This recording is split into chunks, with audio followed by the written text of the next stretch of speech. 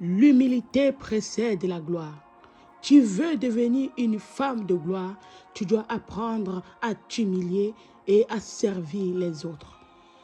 Quand nous lisons dans la Bible, il y a deux femmes dans la Bible que j'aime bien, Sarah et Agar. Nous tous, on connaît l'histoire de ces deux femmes. Sarah est la femme légitime de Abraham. Abraham qui est devenu Abraham. Sarah, à l'époque, n'avait pas d'enfant. Et elle a décidé de prendre comme servante Agar. Agar est venue rester avec Sarah à la maison. Et Sarah est la maîtresse et Agar est la servante. Sarah n'arrivait pas à enfanter. Arrivé un moment, elle a décidé de convaincre Agar d'aller vers son mari. Et après, Agar est tombée enceinte. Quand Agar est tombée enceinte, et elle a regardé Sarah avec mépris. Et ça a affecté Sarah. Sarah était partie parler avec son mari et son mari l'a donné l'ordre de faire de faire tout ce qu'elle veut avec Agar. C'est là que Sarah a commencé à maltraiter Agar et Agar a décidé de s'enfuir loin de la maison. Quand Agar s'est enfuie de la maison, là, elle a rencontré un ange de l'Éternel qui a posé la question, d'où viens-tu, où vas-tu? Et c'est là qu'elle a répondu que je n'ai nulle part allé. C'est que je me suis enfuie de la maison.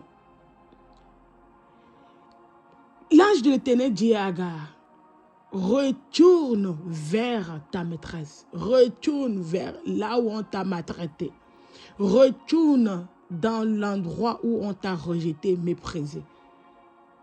Retourne là-bas. Ce que j'aime bien d'Agar, Agar est retournée dans le lieu. Agar est retournée dans l'endroit où Sarah l'avait maltraitée. L'humilité précède la gloire. Quand elle est repartie, elle a accouché d'un fils qui s'appelle Ismaël.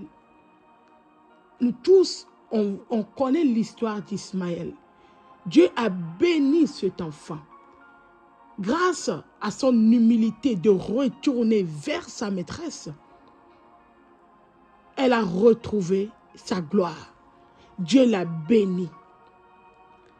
Moi, je crois qu'au départ, Agar, c'est une femme qui était humble, qui est humble de nature. Parce que servir une personne, ce n'est pas facile.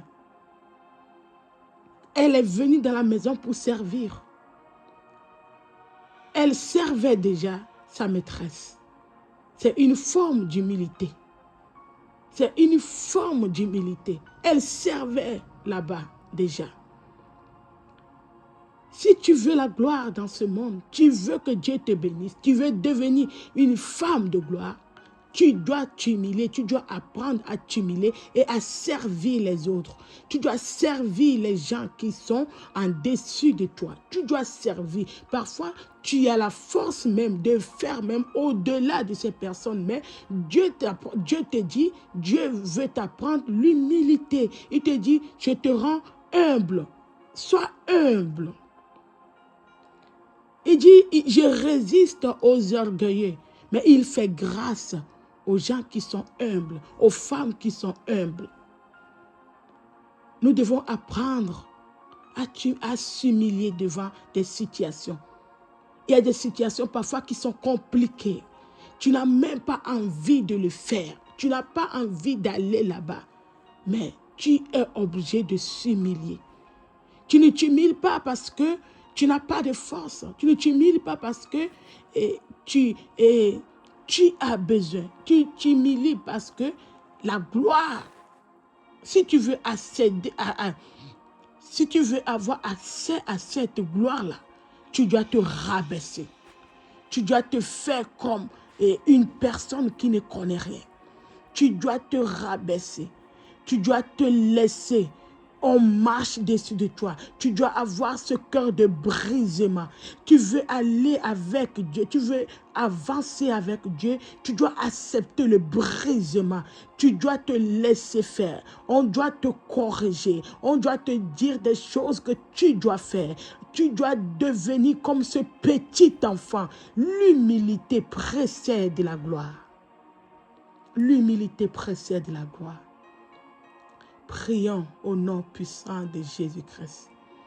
Demande à Dieu là où tu es, que Dieu te rend humble. Que Dieu te rend humble dans des situations dans la vie. Que Dieu te rend humble.